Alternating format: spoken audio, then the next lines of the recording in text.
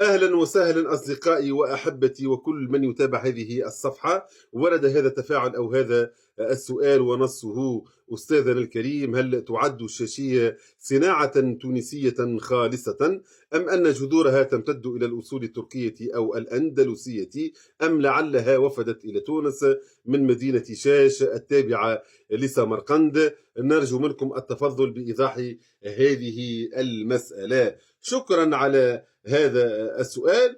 نعم، هناك من يقول بأن بعض المراجع تذكر بأن فريق من جيش عقبة بن نافع، وهو فريق خراساني، كانوا يرتدون قبعات حمراء على رؤوسهم، ومنها اشتقت كلمة الشاشية والتي تعود إلى مدينة شاش، وهي عمل من أعمال سمرقند. ولكننا لم نقف على أي مصدر تاريخي يؤكد صحة هذه الرواية. المصادر التاريخية العربية لم تذكر هذا الأمر، وكذلك المصادر اللاتينية البيزنطية وقت فتح إفريقية. كذلك هناك من يقول أن كلمة الشاشية مشتقة من الكلمة تركية شاش، والتي تأتي بمعنى الشعر الكثيف أو كثيف الشعر.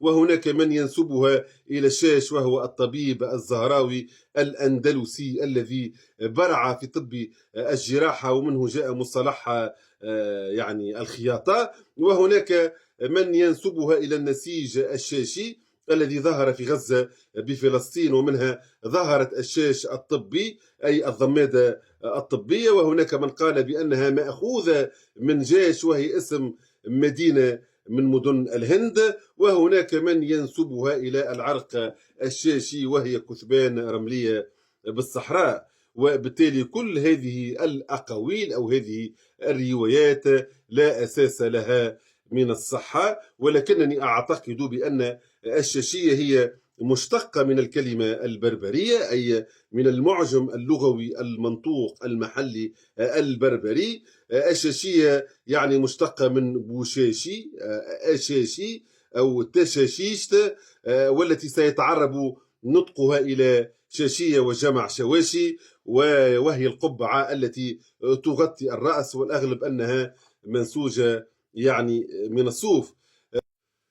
إذا السؤال المطروح الآن: متى ظهرت الشاشية في البلاد التونسية بغض النظر عن مسمياتها التاريخية؟ هل مع العنصر العربي زمن فتح إفريقية، أم مع هجرة الأندلسيين، أم مع دخول العنصر التركي العثماني؟ لدينا شواهد أثرية في التاريخ القديم قبل دخول هذه العناصر إلى البلاد التونسية. عندنا نصب نذري فيها رجل يرتدي شاشية بشكلها الحالي، وهذا النصب النذري يؤرخ ما بين القرنين الرابع والثاني قبل الميلاد. كذلك لدينا عملة بونية إبرية من القرن الرابع قبل الميلاد فيها شاشية تونسية. أيضا عملات ملاكا البونية فيها رأس قرطاجي يرتدي شاشية، وهذه العملات المالية تؤرخ ما بين القرنين الثالث والثاني قبل الميلاد.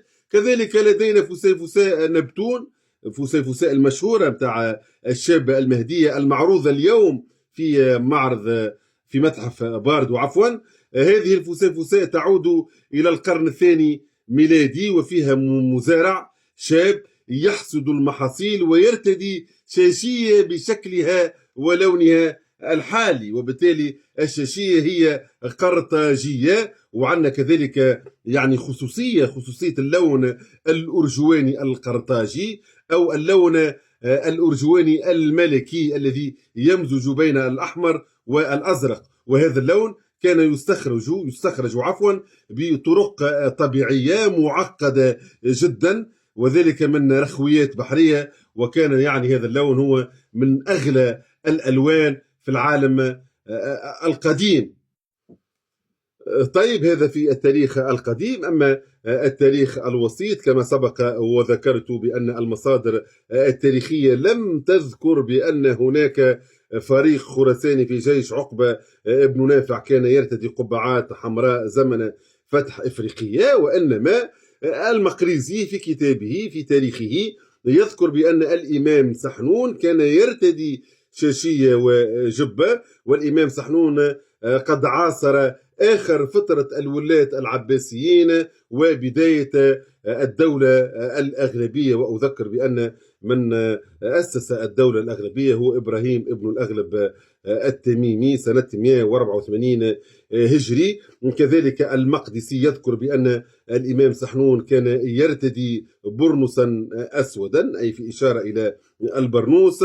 ويؤكد ذلك الوزير السراج في كتابه الحلل السندسية عندما تعرض إلى ترجمة للإمام سحنون. تشير أيضا مصادر أخرى كمعالم الإيمان في معرفة أهل القيروان للدباغ وابن ناجي، وكذلك الإكمال للآبي ومناقب سيدي بن عروس والدراية للغبريني، أن البرنس كان لباس أهل إفريقيا.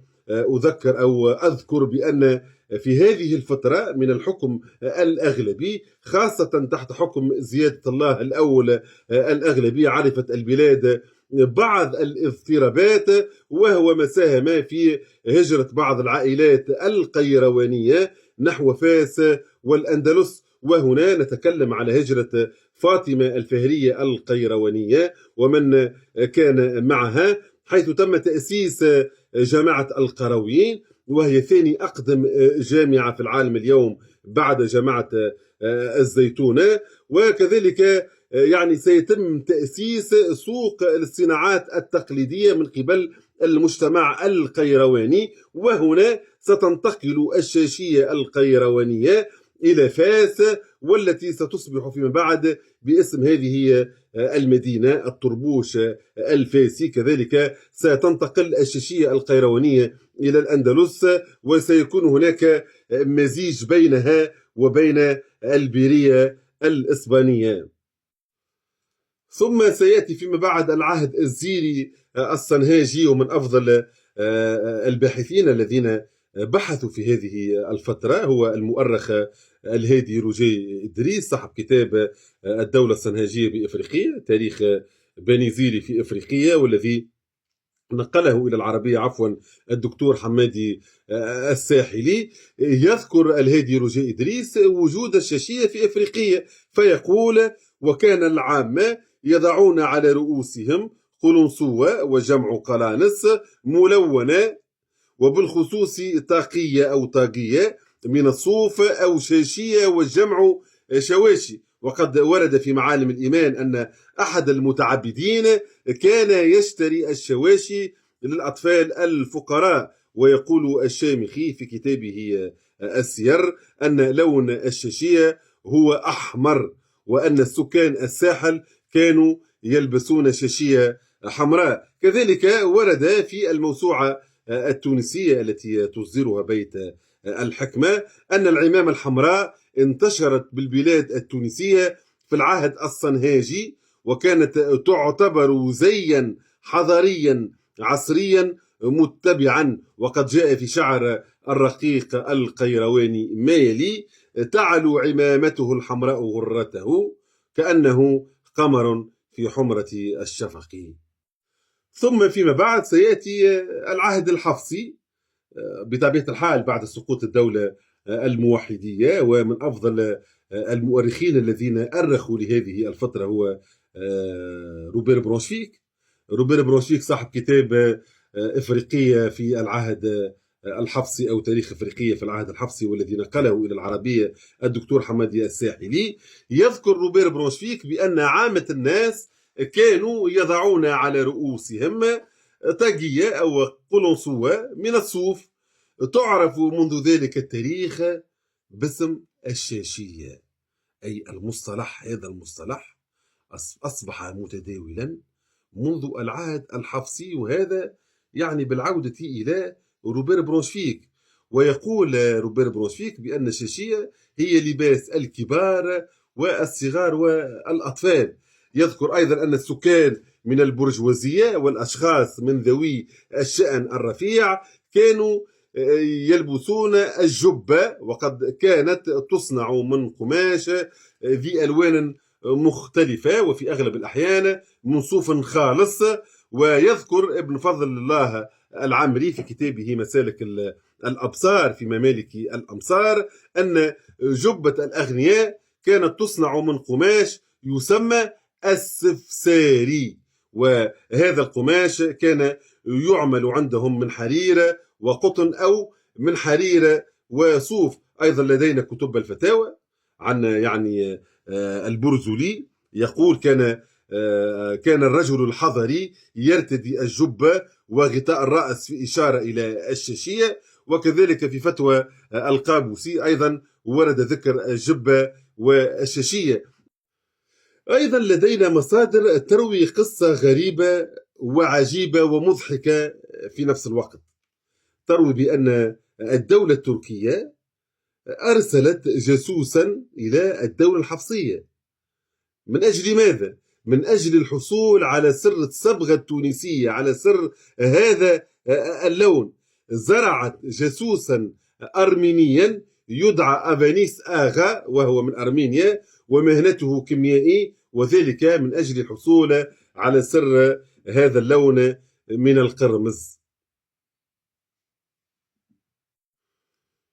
في العهد العثماني الشاشية كانت تصدر إلى تركيا، والتوانسة هم أول من أسس سوق لصناعة الشاشية في تركيا العثمانية. نتكلم توا على الأندلسيين. نعرف أن الأندلسيين قد جاءوا إلى تونس في الفترة الممتدة بين الحكم الحفصي أي في عهد أبا زكريا الحفصي، وعند قدومهم إلى تونس الشاشية موجودة في تونس. ذكرناها في العهد يعني العباسي والعهد الأغلبي والعهد الفاطمي والعهد الزيري قبل هجرة الأندلسيين إلى تونس. وبين قوسين الهجرة كانت ممتدة بين الحكم الحفصي وحكم عثمان دي تاريخ يعني طرد الأندلسيين. في الأول الهجرات كانت اختيارية فرارا من الظلم والتعسف ويعني الاستبداد. تونس استقبلت هجرات الأندلسيين منذ العهد الحفصي مع بداية حكم أبا زكريا الحفصي، ولكن في العهد التركي فالهجرة أصبحت إجبارية، وقد ألزمها قرار النفي الصادر من الحكومة الإسبانية في عهد فيليب الثالث.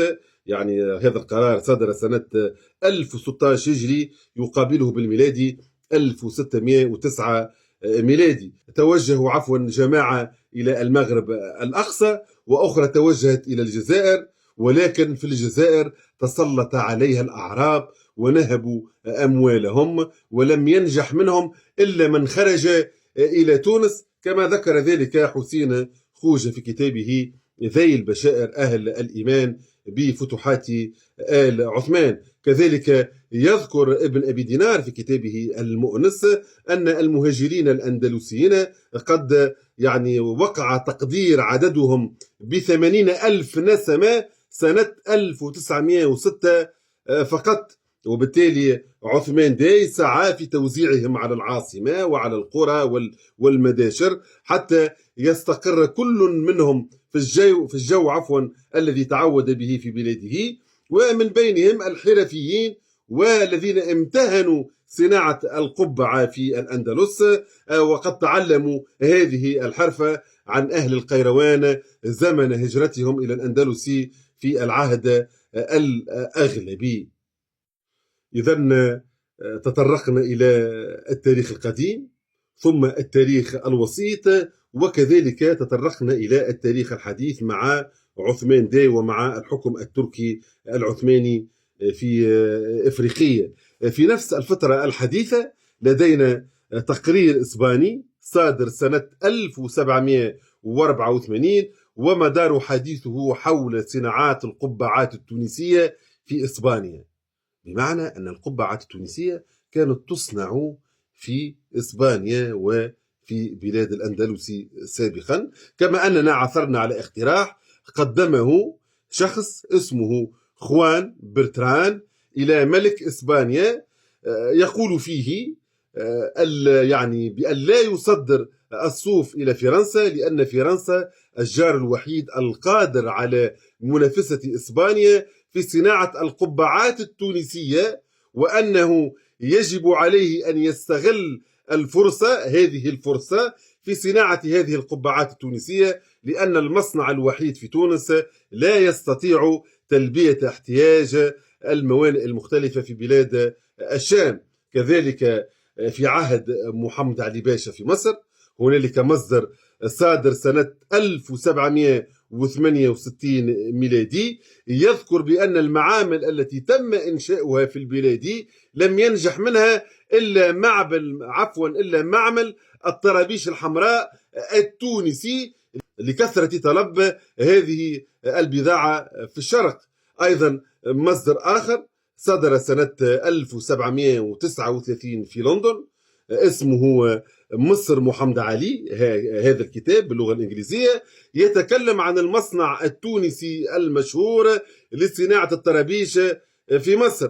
الموسوعة البريطانية تذكر بأن مصنعي ليفورنو في إيطاليا ومارسيليا في فرنسا يقلدون صناعة القبعات التونسية. أيضا لدينا كتاب محمد بن عثمان الحشيشي الذي توفي سنة 1912 واسم الكتاب هو العادات والتقاليد التونسية، ذكر بأن المصريين يطلبون نشان السنوسي.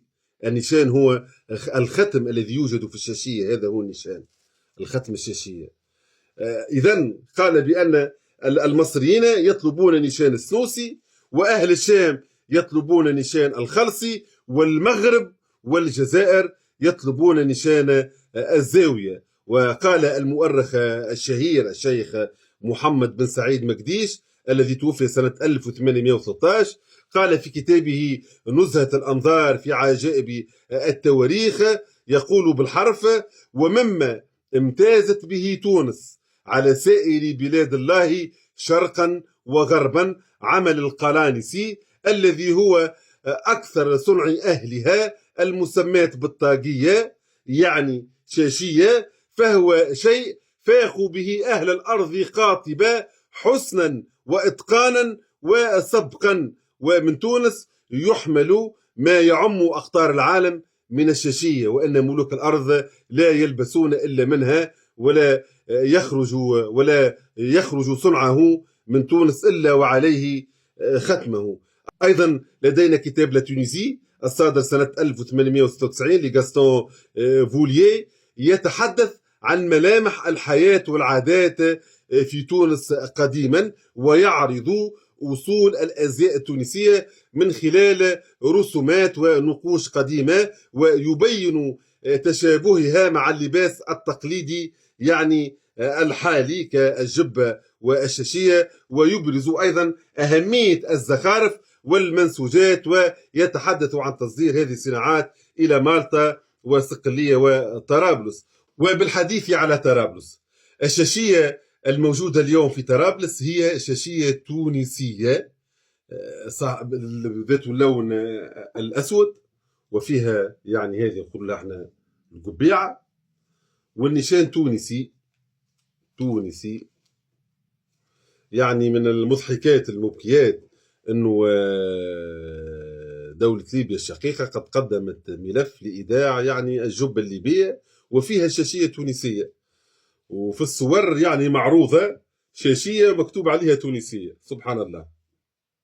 طيب، أيضا لدينا كتاب تونس الصادر في باريس سنة 1867 للكاتب اليوم ميشيل، تحدث فيه عن مراحل إعداد الشاشية يعني تفصيل مفصل، وقال يعني إثر اللمسات الأخيرة تباع وتصدر إلى مناطق عديدة من العالم وخاصة قارة إفريقيا وتركيا.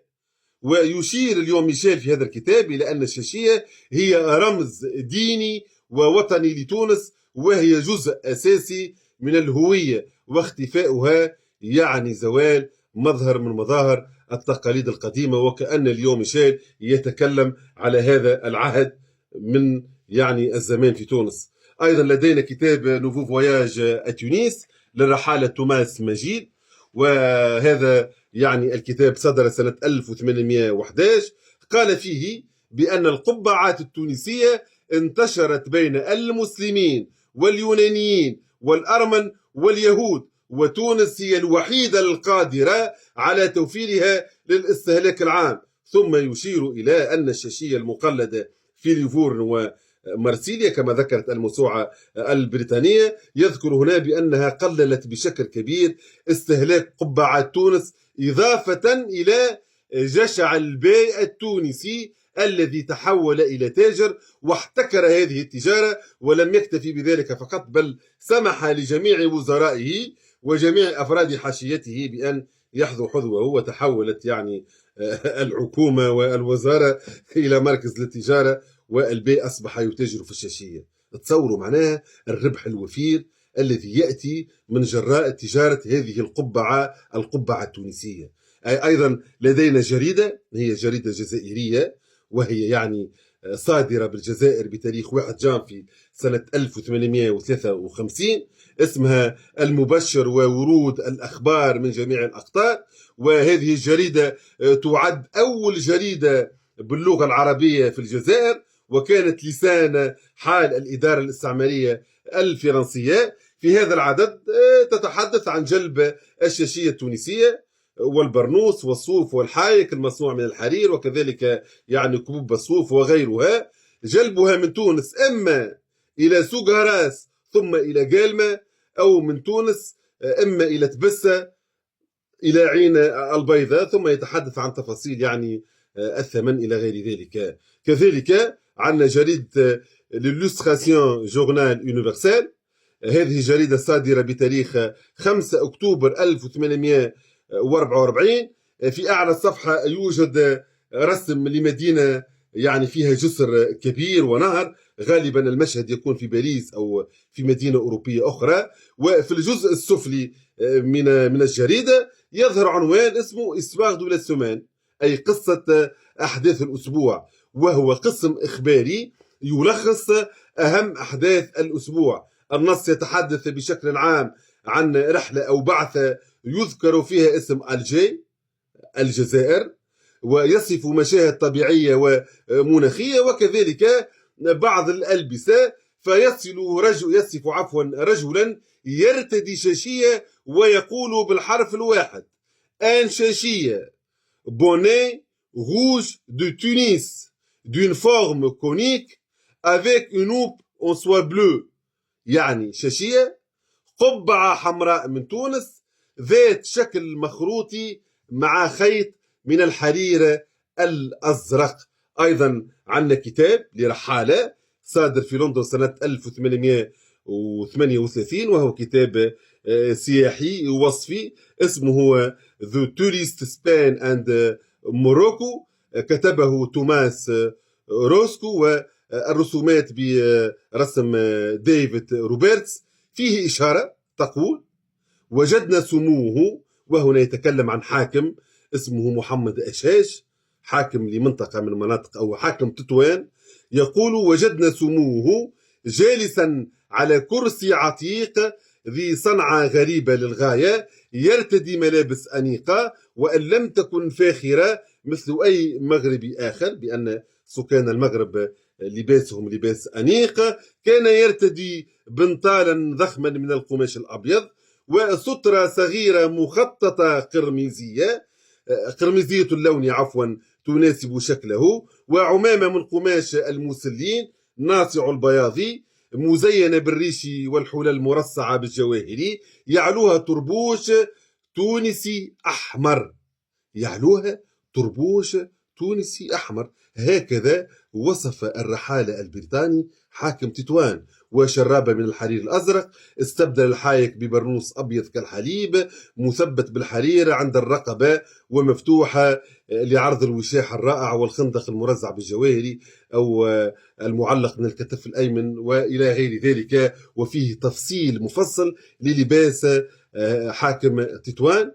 رأيتم بأن الشاشية بغض النظر عن اسمها، إن كانت قبعة أو طربوش أو شاشية أو قلنصوة أو طاقية، هي تونسية المنشأ وتونسية الأصل.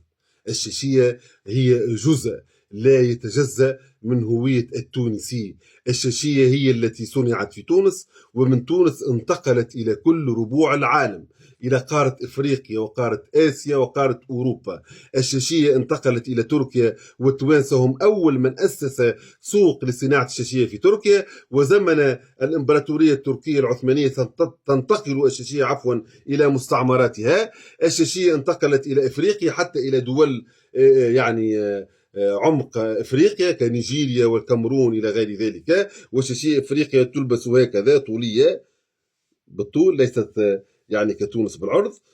كذلك الشاشيه انتقلت الى المغرب، انتقلت الى مصر، انتقلت الى الجزائر، والى كل ربوع العالم. الشاشيه هي تونسيه خالصه، ولا يمكن ان نتحدث عن الشاشيه دون ان نتحدث كذلك عن الجبه التونسيه. شكرا وبارك الله فيكم.